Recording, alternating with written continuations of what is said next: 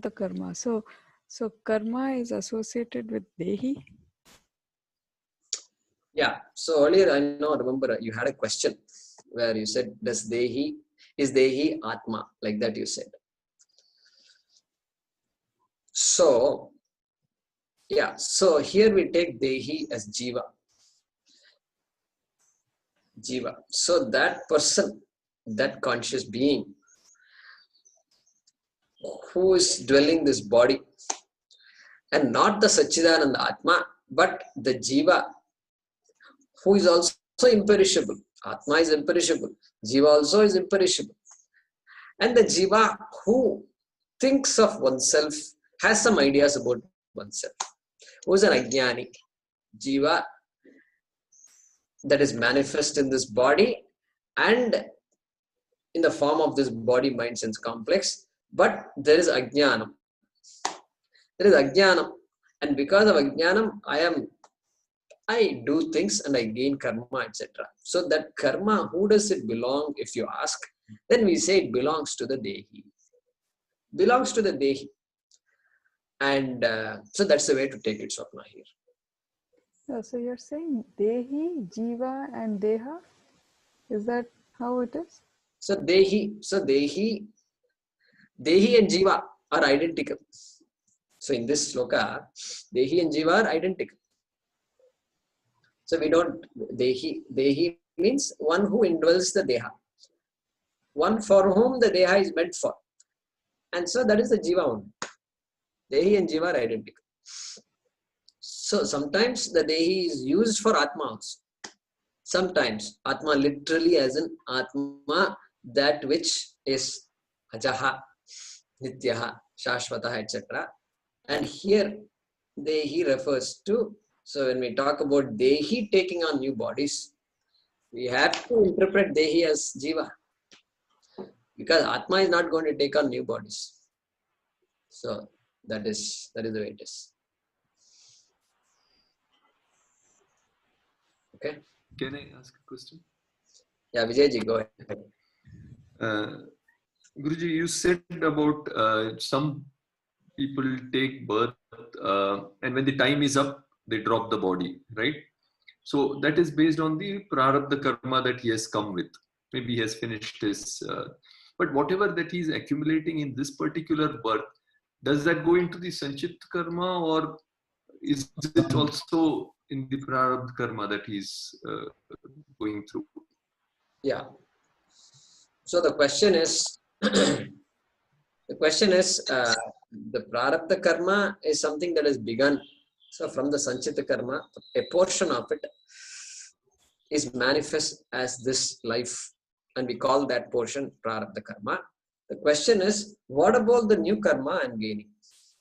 I'm gaining in this life because I'm a karta and I do gain karma, punyam and papa.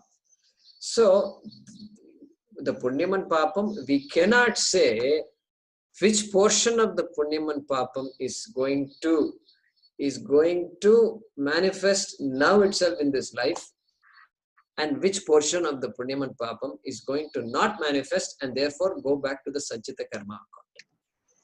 Can't say. Can't say.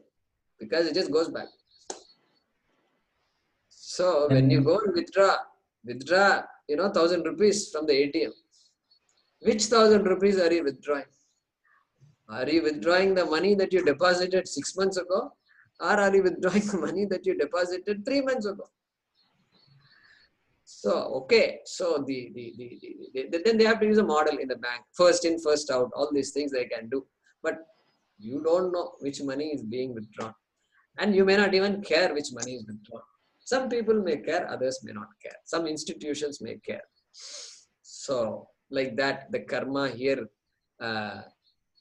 we don't know. There may be some theory. There may be some advanced book, some shastra which talks about how this works and all that. But Krishna makes it clear in Bhagavad Gita. We will read. So, he will say, Gahana karmano gati.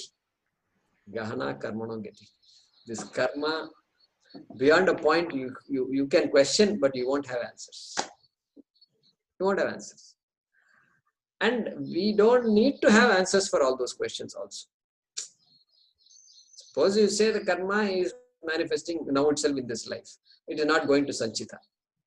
And that's not true also. Why? Because how did, if karma that is gained in this life doesn't go to Sanchita, then how can Sanchita grow? How did Sanchita come to begin with? So because the karma that was gained in one life goes back to Sanchita, goes back to my account. Okay, that is why Sanchita is growing. Number two, karma has to exhaust, right, in this body. Suppose there are crimes I've done for which the suffering, this body is not capable of creating that suffering. The jiva has to be born as a crab or as some other animal where the suffering is more. Okay. So the body is not capable. Therefore, that papa karma has to go to Sanchita, stay there, and then manifest itself later. Okay, it's not one big alphabet soup. It appears that the karmas that are going there seem to have their own little identity, and so they come back. Proper bodies, proper sthula shariras are required to manifest experiences, pleasant experiences, unpleasant experiences. So Swamiji gives this example. He says, this fellow is constantly just going and he's a seeker. Wherever there is something, he just wants to get it. And wants to get it. And doesn't give anything, and it keeps on getting stuff. So he says, this fellow is a grabber, constantly grabbing at things. Therefore, this fellow, next Janma, if it is there for him, he will be born as a crab. Because the crab is also constantly doing. He only knows to grab. So he will be born as a crab. This body is not enough, he says. So there is a Vishesha. So therefore, each of these bodies that we see, each animal body, life, has a particular, there are only certain things that can manifest in that body, certain types of experiences. Therefore, the karma that is there in one's Sanchita, and based on what types of experiences can manifest, based on that, an appropriate body will be taken on. Correct? So, very interesting. Jay Kumar, I'm sorry. Go ahead. I heard Ramesh ji. Yeah. Yeah, Jay Kumar ji. Then how do you explain agami karma? Agami. Yeah, Agami. that was the question that was asked. Agami is the karma that is Current, future. Created and will be. Whole discussion was about agami karma. Agami. Okay. Correct. Agami. Yeah, Haraprasad, go ahead. Jay Kumar, that is why a crab is a delicacy. Okay. Okay. Anyway, my question to you is Jiva, Dehi, and the Sukshma Sharira. Now, you said you can use the word Jiva, Dehi, and Self interchangeably. When the Jiva dies, that means there is no prana. That means it has, for that life, the karmas, whatever it was meant for, the Dehi has the Dehi has seen that, and the Dehi, as soon as the Jiva goes, the Dehi leaves that body and goes to another body. The other body he selects is based on the where this karma pala, where this karma was left out, then the Dehi selects that other jiva, other body. Am I right so far? Yeah. So, So what happened? I mean, there's the same Sukshma Sharira that's going there? yeah, exactly. So, the person, the being, the jiva, we use the word jiva. Jiva and Dehi are identical, okay? So we don't need to, we're not creating more and more words and then creating new entities. So Jiva, the one for whom this body is meant for, the one who says this is my body and this is my karma. You know, we say in India, we say this is my karma. You know? So something happens, this is my karma. So my karma. So this my karma. So jiska karma hai, wo jiv hai. And so that jiva is the one who travels. The account belongs to the jiva or dehi. Sometimes I said dehi can mean atma also. That is what I said. Based on the sloka, based on the context, we have to interpret it. Okay. Both so jiva also is imperishable, but the jiva, when jnanam takes place, the jivatvam is gone. The individuality is gone. Think about it. Jivatvam is what? Individuality. I am stuck to one body. The jiva has no choice but to associate with the body in which the jiva is housed. So that is called jivatvam. Individuality is there. So it is all a series of individualities, series of jivatvams. That is why this person is called a jiva. And then yeah, so the karma, the account also belongs to the same jiva. There is no discontinuity. There is no confusion in karma. So it is not like there is the passport. The jiva has a passport, constantly carrying a passport. Same passport. And passport renewal, what happens when they has to renew? Okay, you think of a 1000-page passbook. And Ishvara keeps on giving more and more pages without applying. And so this is the jiva's identity. Jiva, constant jiva, same jiva. And so there is no problem, Haraprasad. There is no problem there. Same account holder, karma account holder is the same jiva. Okay. Yeah. What about the Sukshma Sharira? Yeah, Sukshma Sharira and jiva are essentially identical. And Sukshma Sharira stays with the body, Sukshma Sharira leaves. So we say Sukshma Sharira from the standpoint of, so what did we say Sukshma Sharira was in Tattvabodha?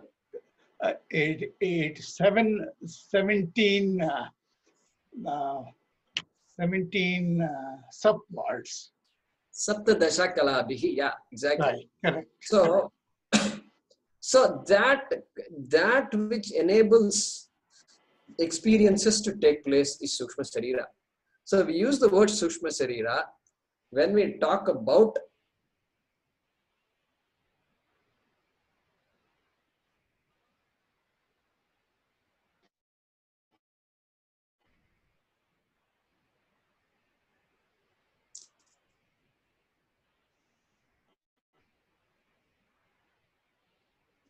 this.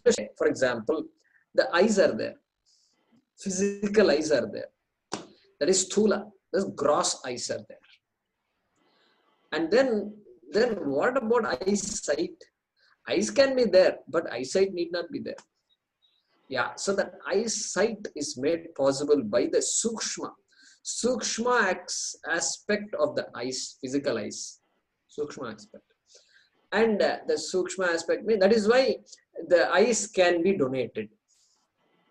Donated, why? That sukshma is there, it is able to function and it can donate. It can, when it donated at the right time, the eyes can function in some other body also. But it is just an example. And It doesn't mean one part of the jiva has gone to another body and then the rest of the jiva is just going in a journey. So their jiva is a traveler, is the owner of this body, and after a point it disowns the body. And Sukshma Sharira is used to talk about how the body really becomes alive. So some more details. Sukshma Sharira gives more details about how the Sthula Sharira is made conscious, made functional. Like how the eyes are made functional. Okay. Yeah. Okay. Dhanyawad. Sometimes they will equate the Sukshma Sharira to Jiva. So Jiva goes away, Jiva departs. They will say Sukshma Sharira departs. Right. So there they are identical. Right. There the words are used identically. Yeah. Okay. Okay. Got it. Thank you. Yes, Ranaran ji has raised his hand. So I like that idea. I've never seen this before. You have an option in participants, you can go and raise your hand. Yeah, that's true. So my question was, you said during the course of this talk that animals do not undergo too much of suffering. And the human beings, being born as a human is punya. So is it contradictory? Yeah. So what I said was, I didn't say animals do not undergo too much suffering. What I meant there was, animals do not have that kind of awareness of global suffering and all that. We can sit and say, oh, human beings are suffering here in Africa, in India, and Corona everywhere. Poor people especially are all suffering like that.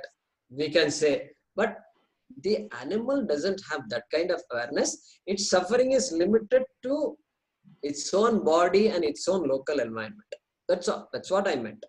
And the suffering can be tremendous. But its suffering is limited to just comfort of its body. That's all. Like a baby suffering. When the baby cries, the baby is not crying because ozone layer is, ozone layer is big. No, baby doesn't cry for ozone layer. And so, likewise, animal suffering is also, unless we interview animals and then we ask about their experiences, like a journalist goes around and keeping on putting the microphone on everybody's face. We can't really know. But we hear that animals' suffering is, they say dog's life, dog day. I had a dog day and all this. So we can infer that nobody wants to lead an animal life. And we can interview human beings also. We can ask them, do you want to lead the life of animals? And if so, what kind of animals? And maybe we can infer certain things from that. Yeah.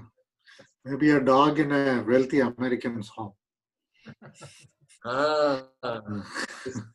That is a good point. To be born as a pet in America is just that is life. That is life. And now here also pet stores have come up. I've seen some pet stores here. So, but we have to be careful.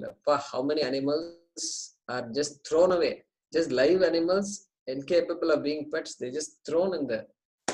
Just thrown as though you throw some banana peel. So too much himsa in that industry. Got to be careful. Okay. So Ramesh ji has raised his hand. Who else was there? Yeah, Anil. Yeah, I saw you there. Go ahead, Anil. Yeah. So what I understood was that this going again in new life is all because of the karma. Basically, they start with punyam and papam are also karma. They get transformed into either sanchit karma or prarabdha karma. If it is prarabdha, it gets used in this life. Otherwise, it may go to the next life. So my idea is, so that's what keeps on taking along with you. So what form is this karma? That how does it keep on? Because the body is left here, right? If I understand, if the karma is part of body, the body is left here. So, and jiva is atma. So is it like already part of atma karma? But then if you say it is part of atma, then because karma could be karta, but atma is a karta.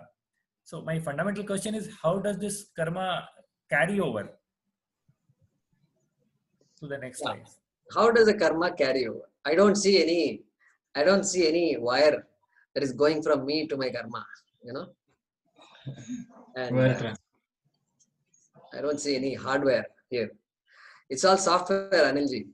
It's all software and even more subtle than software. What software can you see? You tell me. Can you see any software with your eyes? You can see the code. You can see the code, but the code has to be compiled, and then it has to be converted into some digital something. And I'm not a software engineer, but and it is all sitting in your hard drive, and some of which is coming in and out.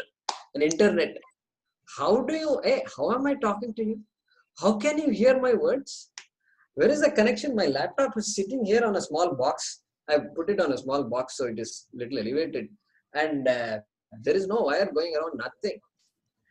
And it is simply sitting, and we are communicating with so many people. My God, this is so amazing. So there is a connection. Shastram says there is a connection. I don't want to disprove or prove or anything like that. There is a connection, and the jiva. Yeah, that's what I wanted to understand. What is that connection? I am definitely sure there must be some connection, but I want to understand that. So there seems to be a connection. Yeah, we can't say, hey, acha, now I want to start my life fresh. I've done, and from today, just throw all the thing, like during Pongal time and all. What we do, we clean up our house, all stuff old, you throw out, start fresh. The starting fresh is not possible, unfortunately. Because there are too many blunders I've done, and I have to pay for it. And there is no shortcut. There is no going to the church and then saying, I repent for my sins and free me right now and free me. This freeing is not possible. So anyway, so that is karma for us. Yeah. So Rameshji, go ahead. Yeah, Jaykumarji, you were telling about Tattva Bodha classes. When do you have it? Can we join? Okay. So no, that was a course that got completed.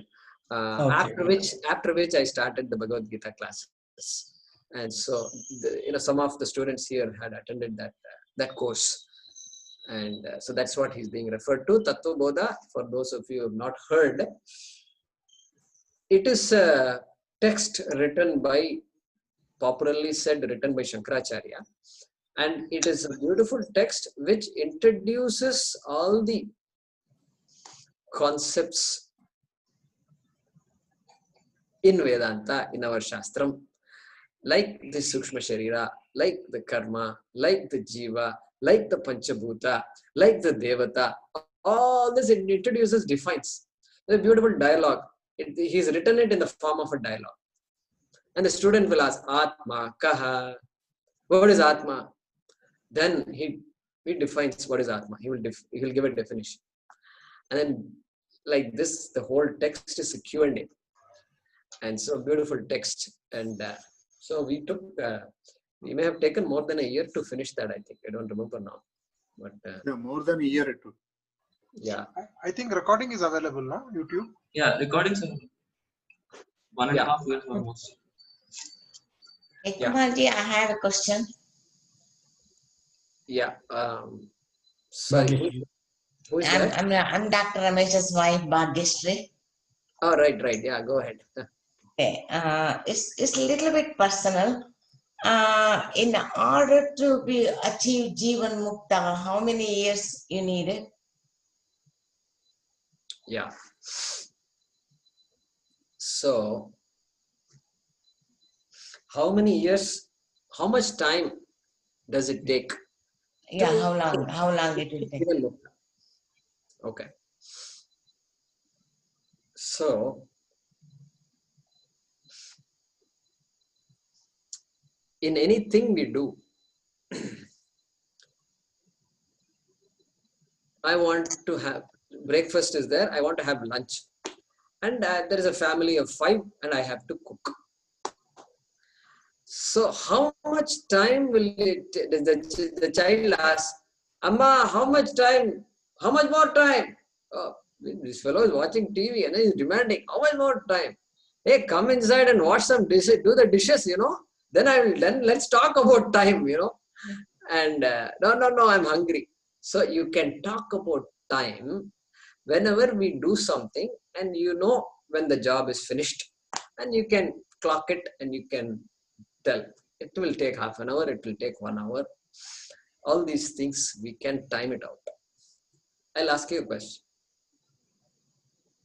How much time does it take for a child to understand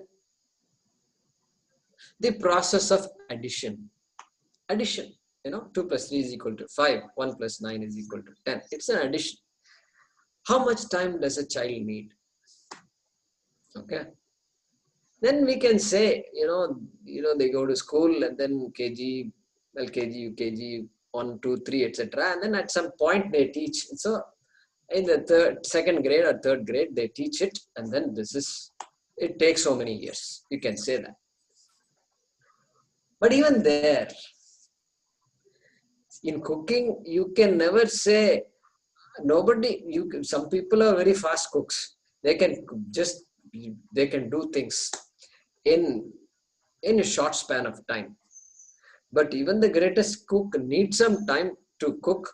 Vegetables have to be cut, and he may have a machine. Okay, the machine cutter is there, fine.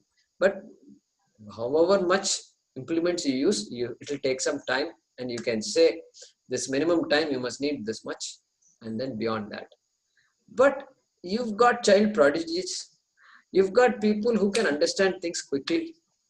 Quickly means so quickly that they are able to go beyond the concept you are talking about. And what addition you are talking about, let's talk about quadratic equations. This is what the child does. What do you do? What happened? What happened is, this is where knowledge, when we talk about knowledge, we have to keep this action separate from knowledge. Okay, action and knowledge are two different things. When there is action to do, you can time it, there is a result and you can measure the result, all that you can do. When it comes to knowledge, so Bhagyashri ji, when it comes to, Bhagyashri, know your name? Yes. Yeah. Yes. So when it comes to knowledge, for knowledge to take place, there is something that is needed. What is needed? For the knowledge of addition to take place in the mind of the child, what is needed? Intelligence. Okay, Understand some things. intelligence is needed. Can you define that intelligence a little more? What preparation is needed? What are the prerequisites?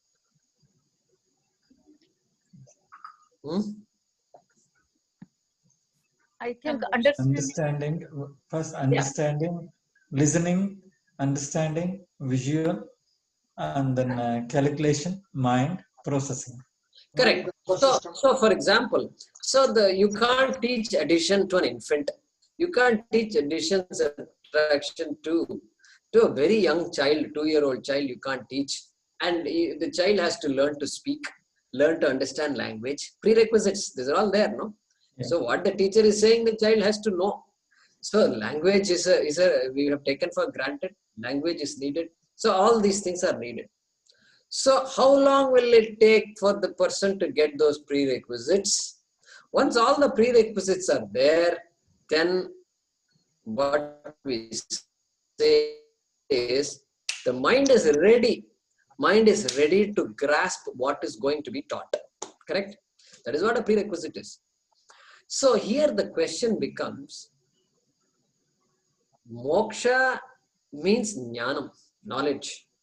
Because we are saying moksha does not mean going to heaven. We have given up that idea altogether. Going to heaven, how long if we take it, if you ask, then that answer is different and I can't give an answer. Because I don't know much about heaven. And I don't have the experience of going to heaven. Nothing is there, so what answer can I give? And if you're lucky, you can go to heaven at the end of this life. This is all I can say. And so there we can give these kinds of answers. But here, knowledge takes place. Something is stated. The child is said 2 plus 3 is equal to 5. Does the child understand or not? How long does it take for the child to understand this? The teacher expects that these children who are in my class, they're all prepared enough. They know alphabet, they know English. The teacher is communicating in English, and they all have enough background to be able to understand what I'm going to teach them today, which is addition. So she brings 2 objects, 2 toys, and then she brings 1 more toy, and then she says, and then counting. Counting is a prerequisite. 1, 2, 3 is a prerequisite, correct? So 1, 2, 3, the child knows, prerequisite. We forgot. See, now as we talk, we are able to get all the prerequisites. Counting is there. So how many? 1, 2, 3. This they are counting. Now the teacher is using her or his creativity. This amount of creativity needed to communicate. You see how much is needed. And so the teacher uses whatever method she has to communicate this. And she expects the child to understand. So 2 things, preparedness is needed and then communication is done. So the question is this, we can now convert your question to, how long does it take for me to be prepared to gain this knowledge? That is another way to ask this question. So now, same thing. You can't, just like you can't give the example of how long does a person need to learn algebra, basic algebra. A child prodigy can pick up just like that, and somebody else will need a few more years. So it all depends on how long it takes for us to prepare our mind. So far, Krishna has not talked about preparation of the mind. Okay, preparation of ourselves, karma yoga. That's a separate topic, and so that topic will come. And so we don't give. Nobody can give an answer to that question, really speaking, because knowledge can take place anytime. What is the requirement for knowledge? A fact is there. The pramanam is operating. The pramanam means the means of knowledge. The shastram is operating. You are operating the shastram, and you are exposing yourself to the pramanam, and the knowledge has to take place. If it doesn't take place, it means what? I need to prepare myself a little bit. That's all it means. So anybody can gain this knowledge at any time. And so it's not like this many janmas, this many things and all. That topic is not relevant. And because knowledge is like that. Knowledge can take place at any time once the preparedness is there. Okay. So unlike in Buddhism, etc., they will say things like, you have to, after 7 janmas, sometimes they will say 7 lives. You have to lead 7 lives and then you will get enlightenment, nirvana. Like this they will say. So we don't say those kinds of things. We are focused on knowledge. That's all. Whenever it takes place, let it take place. Allow it to take place. That's it. Yeah. So what about our karmas? About prarabdha karma and sankrita karma and agami karma. When you are completely done with that one, no more money is there, then is it possible to attain the Jivan Mukti? Yeah. So what happens to karma during Jivan Mukti? Karma, infinite karma is there. In anybody, it's not countable. Okay. Because if you say it is finite, then you have to come to a point where you say, this was my first birth. You pointed out to your first birth. And this is my 506th birth, you have to say. Then only karma is finite. But you can't stop. Because when you say first birth, then how did the first birth come? Oh, it's because of some karma that I did in the previous birth. So previous birth has to be there. So jiva is anadi. Which means if you want to measure karma, the karma is not measurable, it's huge. And therefore, the exhaustion of karma, exhaustion of karma, like we also want to exhaust certain things and finite things. It can't be done like we exhaust finite things because it is not finite. Therefore, the only way to only way to dissociate with karma is by knowledge. There is no other way. That is why we say karmana na moksha. By karma you cannot gain moksha. Only by knowledge you can gain moksha. Only by knowledge you can remove the snake from the rope. You cannot remove the snake from the rope any other way.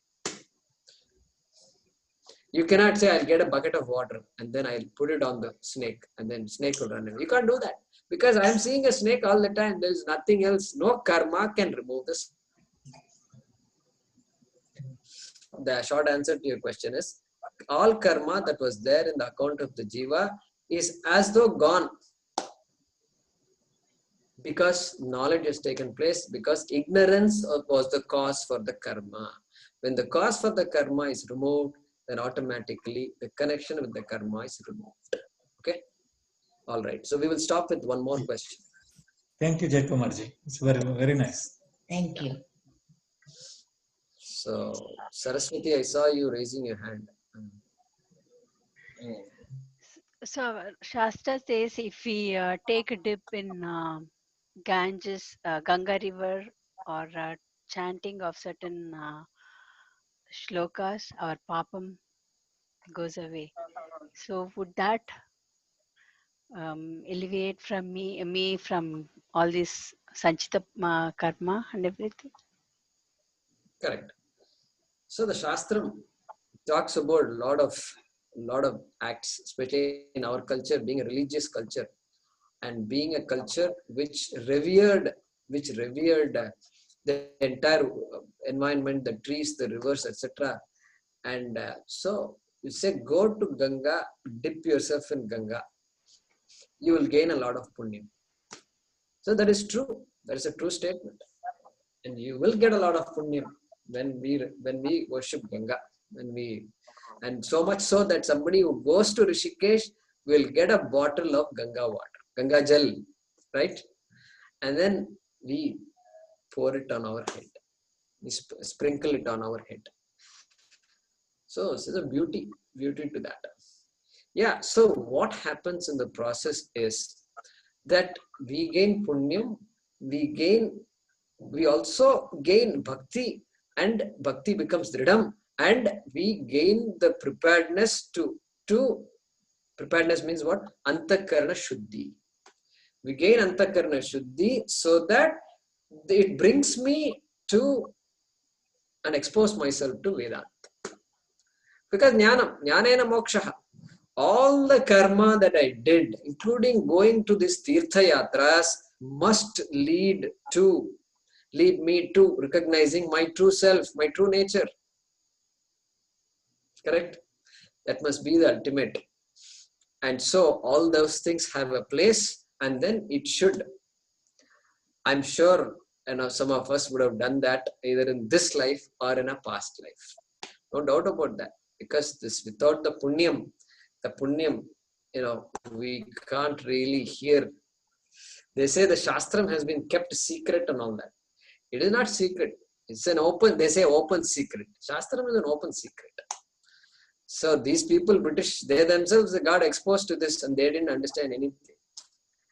And they went away because the mindset is different. And so that's how it works, Saraswati. Everything has a place. Everything has a place. Okay. But we can't say by going to Rishikesh, I will get moksha. Say, by going to Rishikesh, I will get Antakarana Shuddhi. It is an act which invokes, it says, make me ready, me prepared to understand the Upanishads. That is the way it should be looked at. So we are studying a shloka. And Krishna is going to talk in the second chapter. It's going to come. And he's going to talk about those people who are engrossed in doing rituals for the sake of going to heaven. Okay, let's discuss that at that time. Okay. Yeah. So we will pause now. It's about 8:15, close to here. Om Purnamadah Purnamidam Purnat Purnamudachyate Purnasya Purnamadaya Purnameva Vashishyate. Om Shanti Shanti Shanti. Harihi Om Shri Gurubhyo Namaha.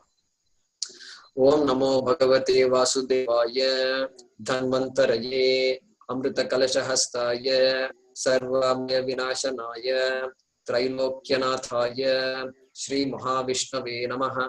Om Namo Bhagavate Vasudevaya